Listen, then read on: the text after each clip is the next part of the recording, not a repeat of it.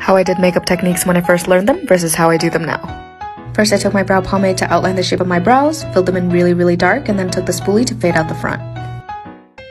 After that, I took the thickest concealer I had and carved out the top and bottom of my brows.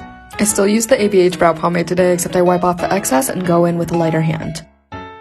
For concealer, I basically just use a little bit less product and focus it more on the tail end of my brows as opposed to the whole length of it. I was really inexperienced with cut creases, so I just used one dark shadow and tried to blend that out as best as I could. Without cleaning up my crease area, I just went in with a concealer, and oh my god, when I tell you, it made my eyeshadows so much less vibrant than they could have been. The waste! The way I do it now, I just take a small dense brush and pack on the darkest color in the crease. I know it looks scary, okay, but trust. You don't even have to do any blending, honestly, it just kind of does it for you. We're gonna take a medium-sized brush and pack in our transition shade. 50% on top of the previous shadow and 50% of it off.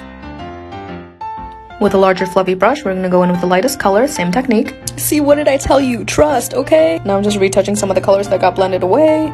With Q-tip and some micellar water. Micellar water? I don't know. Just clean it and conceal, okay? So that everything can be nice and blank. Muddy and dull eyeshadow? Please.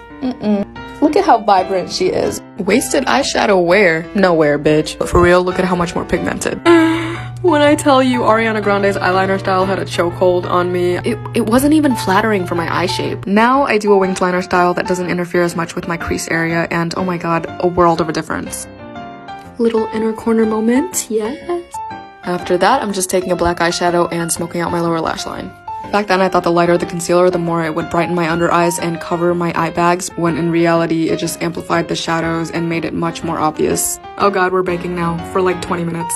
This method of contouring wasn't even flattering for my cheeks. 2 lines down the nose contouring technique was just not very POC friendly, like, Just spot concealing here, waiting for it to dry down, and then applying my correct foundation shade over top. For my concealer, I'm just using a shade lighter than my foundation color.